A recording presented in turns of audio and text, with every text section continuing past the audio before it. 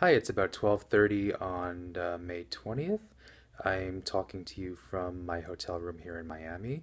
I arrived from Havana about 4.5 hours ago or so. The flight over the Florida Straits is very short. It's not even an hour, but it's a whole nother world here in Miami, obviously. It's going to take a long time to kind of process what the last week has been like in Havana and across the country, both journalistically as well as personally.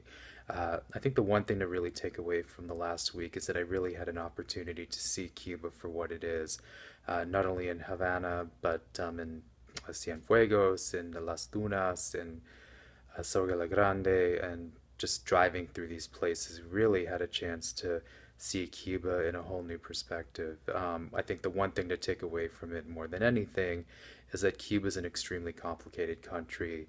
You have Mariela Castro, who is really the public face of the gay rights, the LGBT rights movement, but then you certainly have other folks who are willing to publicly criticize her in her organization and also her father's government. So it was really important for me to take the time to meet those folks where they're at, and to listen to their stories and listen to their perspective, and also take the time as well to sit down with Mariela's supporters and folks who work with her organization, Senesex, and get their take on what's happening in Cuba. There's certainly a very important story going on there right now, not only with LGBT rights, but also the whole process to normalize relations in the country. So it was a really wonderful time to be there. I feel really blessed and honored that I had the opportunity to go down there.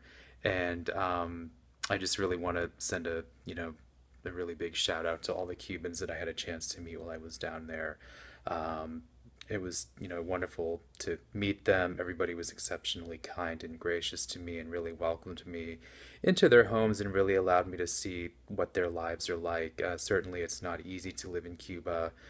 Um, Shortages are abound. People don't have very much, but they really went out of their way to make me feel welcome and to show what their version of Cuba is, whether that's good, whether that's bad, whether that's anywhere in between. So, really felt that I was able to capture the complexity of the country and to really experience it from the perspective of those who lived there. So, quisiera decir a todos los cubanos que me dieron la bienvenida a su país. Muchísimas gracias por una semana espectacular en La Habana, Cienfuegos, Sevilla Grande, Las Tunas, and yeah, it was just a wonderful, wonderful experience, and I will certainly be writing more about that in the days and weeks to come.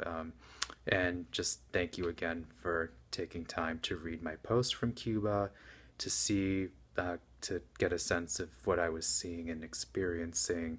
And we'll certainly be talking a lot more about the last week and the days and weeks to come. So, muchísimas gracias desde Miami, and nos hablemos muy pronto y gracias por el apoyo. Buenas noches.